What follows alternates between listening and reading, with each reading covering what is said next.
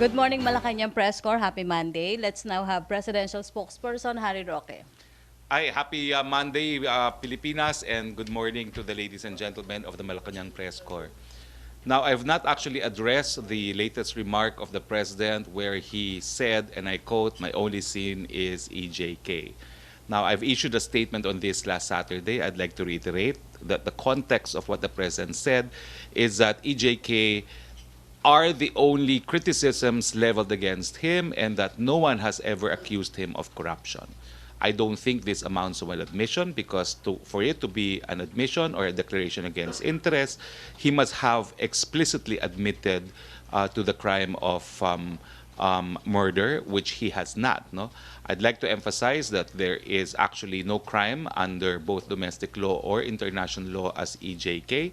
In fact, this is a misleading term because killing in our constitution and in our laws is never legal, so there is no such thing as extrajudicial killings. No, so it's either a lawful killing or an unlawful killing.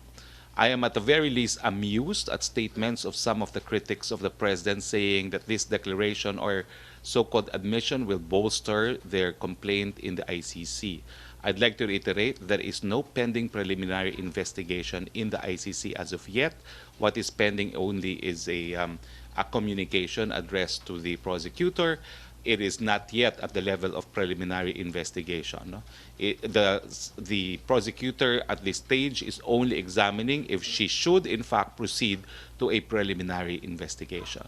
Having said that, number one, this cannot be taken as an admission, as I said, because the president was not admitting to murder. Number two, before it can be admitted, it presupposes that the International Criminal Court already has jurisdiction.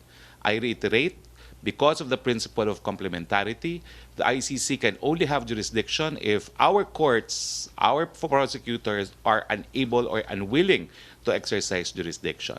We have a domestic statute also penalizing crimes against humanity, and therefore it is incumbent upon the complainants to show that the Philippine judicial system, the Philippine justice system is simply not working.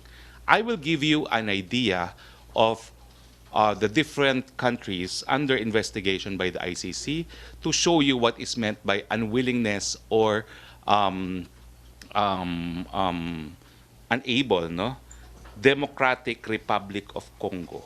Although this was a situation for investigation referred by the Congo government itself. Uganda, again, this was a referral by the government of Uganda by itself. Darfur, Sudan, which was referred to the court by the Security Council of the United Nations. Central African Republic, again, it is a situation referred by the state of Central African Republic itself. Kenya, which is a motu proprio investigation. Libya, referred to the ICC by the UN Security Council. Cote d'Ivoire, which is referral of the state itself. Well, this is motu proprio investigation. Mali, referred by the government of Mali. Central African Republic, by the Central African Republic. Georgia, motu proprio. Burundi, motu proprio. You will see that for the countries under investigation, an overwhelming majority of these investigations were referred to by state parties themselves. And it is state parties referring to the court for investigation acts of mostly non-state actors engaged in armed conflicts. No? So to those who are saying this will bolster any case in the ICC, one, there is no case pending in the ICC. Number two, there can be no admission if there was no admission made to any criminal act. And number three, it presupposes that our domestic courts, domestic judicial system is simply not working. Now, I will repeat this. Every lawyer, every judge in this country should be insulted by the statements made by individuals that the ICC should exercise jurisdiction. I refuse to concede and admit as a Filipino lawyer, as an officer of the court, that our courts are unable or unwilling to exercise jurisdiction. We have a working criminal justice system in the Philippines. Those who have the complaints against the president better file their complaints against him here in the Philippines. But I will not concede that we have a judicial system similar to that of Congo, Uganda, Sudan, Central African Republic, Libya, Cote d'Ivoire. I'm sorry if they are in any way slighted by my statement, but I stand by that. We have a working criminal justice system. Questions, please. Questions, MPC? Follow-up, Joyce Balancho. Sir, bukod dun sa ICC, si former Ateneo Law Dean Tony Lavina also mentioned that it can be used for impeachment against He's the simply president. wrong. He's not a specialist on the field. He's wrong. It presupposes that our judicial system is not working in the first place. Number two, it presupposes that the president actually admitted to murder. Did he? Not by virtue of the context of what he said. As I said, there's even no crime as EJK. It's a misnomer because, you know, there can never be judicial killings in this country because we have done away with the death penalty. Impeachment, sir? Yung sinabi ni Tony Lavina. Oh, can be used- let him start. He cannot vote because he's not a member of Congress, and I'm sure it will also be dismissed by Congress, not because it's a political process, but because it's utterly bereft of merit. Questions, MPC?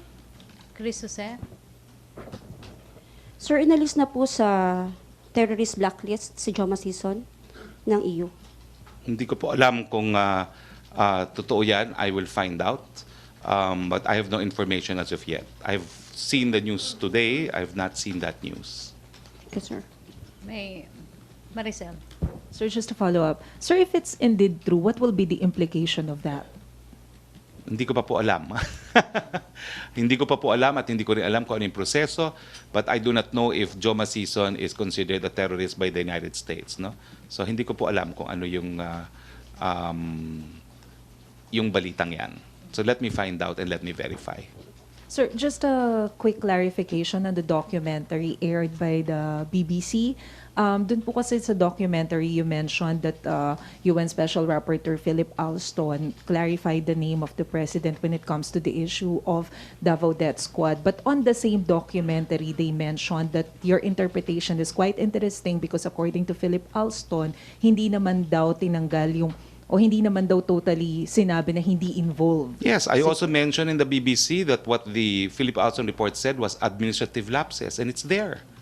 Will someone please get the relevant paragraph cited by BBC, and will you please write a letter to BBC?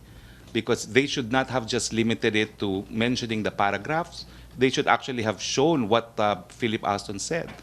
And it is clear there that his conclusion is administrative liability for failure to investigate, perhaps, no? So we can refer to the same paragraphs. Can someone get it now? Dun sa BBC, yung report, yung paragraph, so that we can go through the paragraphs now and see that what I'm saying is correct. Hirap dun sa reporter na yon, ang haba nung aming interview. Nakikipag-argue sa akin on legal points. I'm the only counsel who is accredited in the ICC list of counsel. Makiki-argue siya sa akin. Oh. So, please produce the Alston report. Ian Cruz. Good morning, sir. Sir, si Congressman Bertis may video, CCTV dun sa NAIA. Parang hindi niya finalo. I mean, hindi talaga niya finalo yung protocol ng airport. May reaction po ba doon ng palasyo? Wala po, that's for Congressman Bertis to comment. I speak for the President only. I understand he has his own press conference today at 10 a.m. May mga nagbabanggit din na parang ginamit ba siya mga pangalan ng palasyo nung kino-confront niya yung mga taga-NAIA? I've seen the video, wala naman pong audio, so I would not know kung may binanggit siya mga pangalan. Pero may mga info, sir, na gano'n, ano? May binanggit daw ng mga pangalan. Paano kung gano'n, sinasangkalan ng palasyo pagdating dun sa mga gano'ng proseso? I will not speculate, but I think you can look at the video of the President himself going to the airport and undergoing exact same security procedure as everyone else. Jinky. Hi sir, good morning Hi, po. Jinky. Sir, doon lang ako sa earthquake na nangyari sa Indonesia at saka yung tsunami. Ano pong tulong ang i-extend natin for Well, ngayon po, fina-finalize na po ng DFA yung ipapahiwatig natin na tulong sa Indonesia. Pero nakikiramay po talaga tayo sa ating karatig bansa na Indonesia. Napakadami pong namatay. Alam ko po, ang Pilipinas, napakadami rin nating aberya. Pero napakalaking aberya po itong nangyari dito sa ating kapit bansang Indonesia. So ngayong araw po ito, nakausap ko na si Yusek Abella, fina-finalize na po nila kung ano yung mai-offer nating tulong para sa Indonesia. Sir, aside from that, dahil nakipag-usap na rin kayo sa DFA, I presume, sir, may mga Filipino po bang naapektuhan doon? Wala pa pong reports, but we are looking into the matter if there are any Filipino casualties as we speak now. Yeah, if in case, sir, ano kaya ang particular natin may tutulong sa mga kababayan talaga natin? Well, of course, we have an obligation to immediately provide them assistance where they are, and if need be, to relocate them at the soonest time possible. Thank you, sir. Okay, Raymond Tinasa. Sir, follow-up, going back kay Mr. Bertis, but being the spokesperson of the President, is that acceptable, that act of arrogance? Ang sinabi ko po, even the President complies with the security checks of the airport. No? He goes through the X-ray machine, and he does not ask for any special treatment. So, categorically, that's unacceptable. Well, hindi ko po alam talaga. Ang sinasabi kasi ni Congressman Bertis, nagagalit siya because there were Chinese-looking individuals na hindi pinatanggal ang sapatos. So, hindi ko po alam ang mga pangyayari. Hayaan po natin mag-imbestiga muna ang NEA. At pag meron na pong investigasyon, siguro yun ang panahon na magbigay ng komento. So, but without getting into any other issue, but that showing of the ID, is that acceptable? Ay nako, Raymond, I would rather wait hanggang matapos ang investigasyon because right now hindi pa po natin talaga alam ang pangyayari. We will issue a statement siguro when we have received the official investigation report from NEA. For now, let's defer any statement and any judgment on the incident. Okay.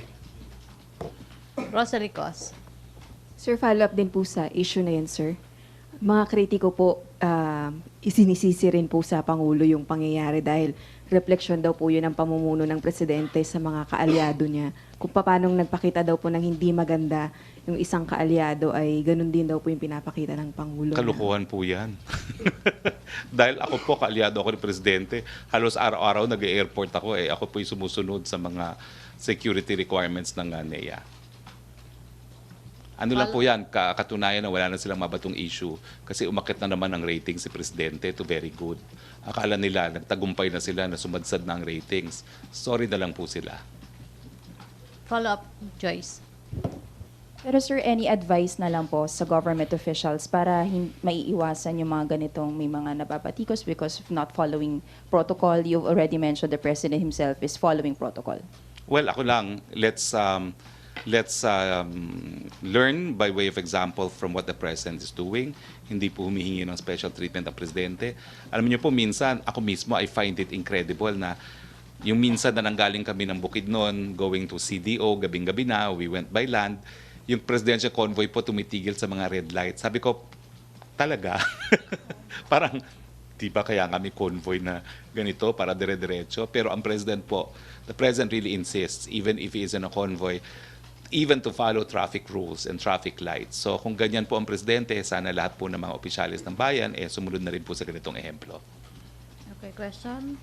From Nat Mariano, question lang. Sabi daw po ni Manila Economic and Cultural Office Chairman Angelito Banayo sa column niya today na historical Balangiga bells will likely be returned to the country in December. Any details daw po nun? Well, alam nyo, medyo sensitibo po itong Balingiga bells and I've agreed to the DFA not to issue any statements until the bells actually arrive, if they do arrive. So hayaan na muna natin na makipag-usap ang mga kinakaukulan para maibalik ang Balingiga bells. MPC questions. Evelyn Quiroz. Good morning, sir. Yes, Sir, ma'am. you're saying na we have a working criminal justice system. So talagang dapat dito po yung case? Dito po hindi sa- talaga ang kaso dahil ang ICC is reserved as a court of last resort. Ang problema, wala naman po nagdidemanda dito kay Presidente. Pwede rin naman pong miski meron siyang immunity while he sits in office, pwede po mag-file sa Ombudsman and the Ombudsman can investigate for purposes of recommending impeachment procedure, no? Proceedings. And I'm sure after 3 more years, because he only has about 3 years left in office, pwede naman siya makasuhan, no? In the same way na nakasuhan si former President Erap and former President Arroyo after their term of office. Sir, pero tinutuloy po nila yung investigation doon.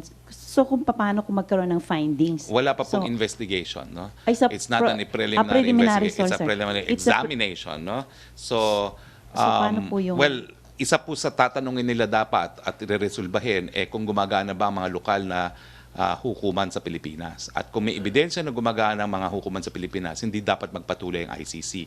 Kaya nga po nag-decide ng presidente na umalis kasi pati doon sa preliminary examination, dapat kinonsidera na yon. Inisa-isa ko po yung mga bansa kung saan nag-i-investigate sila. Talagang hindi po gumagana ang mga hukuman doon. Insulto po sa lahat ng abogado, sa lahat ng mga huwes, sa lahat ng Pilipino, yung sinasabi ng mga nagsasampa sa ICC na hindi gumagana ang ating mga institutions dito. Kakaiba po tayo sa Burundi, sa Sudan, dahil gumagana po ang mga sistemang katarungan dito sa ating bayan. Thank you, sir. Di man siya perpekto, gumagana pa rin. Ian Cruz. Secretary, may mga info na nag-resign na daw si Asek Moca. Totoo po ba? Wala po ako impormasyon na nakakalap tungkol dyan. Apo. Meron din mga lumalabas, sir, na nakinansela daw yung travel order niya to New York. Wala rin po ako nalalaman dyan dahil iba po ang departamento ng PCOO sa Office of the Presidential Spokesperson. Sir, may naharang po na suspected ISIS member, Pakistani national doon sa Clark. May info na po ba tayo kung gaano kalaki itong naharang nila? Ongoing pa po ang investigation. As soon as authorities again conclude with the investigation, I'm sure I would be the first to know and I will relay to you in turn. Okay. Rosalie. Sir, ibang issue lang po. Regarding po dun sa panel of experts sa Deng Baksha controversy, meron na po bang napili? I believe, supposedly, pagbalik po sa labas ng bansa, may napili na po si Pangulo eh. Kasi narinig ko rin na may napili na, no? But I will verify this. But for my information, like you, parang may napili na sa listahan. And I think they have, well, let me verify. In our next press briefing, we will verify the status of the panel. Okay? Questions? Baka magkamali lang. MPC, no more questions. Ina? Okay? Ian. Last na lang. Yung mga economic manager, sir, mayroon na ba silang bagong policy na gustong i-suggest kay Presidente tungkol doon sa pag-mitigate ng inflation? Kasi ang 60 pesos per liter na raw po ang average price ng ibang produktong petrolyo. May plano na ba na isuspend muna excise tax? Nasa para batas po yan, pag umabot ng certain amount, wala na pong gagawin ng kahit sino, automatic po masususpende yon. So sana po hindi umabot doon. Pero nung binuo po yung batas, meron din po silang foresight na baka nga tumaas ang langis at kinakailangan isuspend yung collection ng additional excise taxes. So nasa batas na po yan. Okay. Christine Abendano. Sir, did you talk to the President about his statements on the EJK? Well, ngayon po hindi pa. Ang ginawa ko, review ko yung actual footage at review ko yung transcript kasi unfortunately I was not in Malacañang. I was ninong in a wedding, no? But I did review the transcript and the video itself because minsan hindi mo maintindihan yung konteksto ng presidente when you just go through the transcript. But when I saw the video, it became very clear to me what he was saying. He was just emphasizing a point that no one has criticized him for being corrupt. And when he said that my only sin is EJK, he meant people do criticize me for extrajudicial killings, but that's not an admission. To be an admission, it must be very clear that he was admitting to the commission of a criminal act, and to me, that was not an admission. So the way And you, there must also be an intent. so the way you interpreted it, sir, is the way you think the President would explain it. I think that's exactly what he said, given the totality of the context of the statement. It was very general for us. Well, it was in relation to the fact that no one has accused him of corruption. And then he said, my only sin is EJK. So if at all, that's what people accuse him of. Okay. Raymond?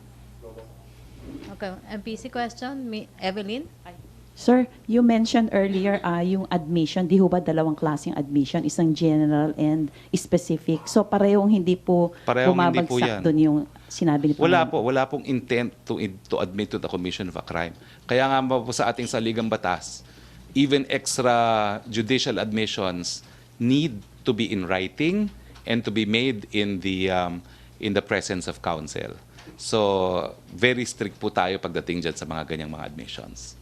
Thank you, sir. Nakakaaliw lang po yung mga kritiko ng presidente. At saka nakakaaliw yung ignorance nila na in the first place, wala naman pong jurisdiction na ICC dahil gumagana po ang ating katarungan, sistema ng katarungan sa ating bayan. Question. Now, kung wala na pong questions, I'd like to introduce the Philippine Canoe Kayak Dragon Boat Federation. Sila po ay sumali sa 2018 International Canoe Federation World Championship sa Lake Lanier, Georgia, USA nitong September 13 to 16 at nagbigay parangal sa ating bansa. Nakapag-uwi po sila ng 5 gold medals at 2 silver medals.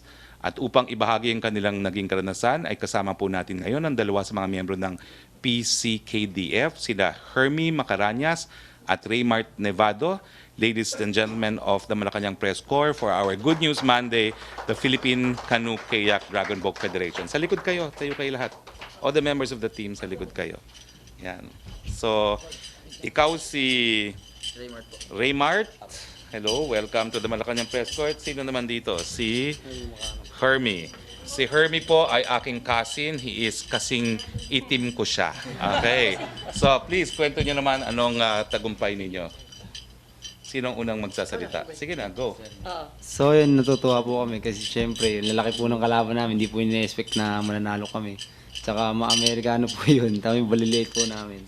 So yun, laking karangalan po na nanalo po kami sa naiangat po namin banderang Pilipinas po sa Georgia, USA po. Yun. And sige, ikaw naman, Raymart. Napakalaking pagkakataon po sa amin yung marinig mo yung national anthem natin na kinakanta sa ibang bansa. Lalo-lalo dun sa lugar na yun, sa USA, bihira lang marinig yun dun. So yung mga tao dun taga Pilipinas, yung mga Filipino community dun, natuwa sila sa amin. Kaya nagpapasalamat din po kami.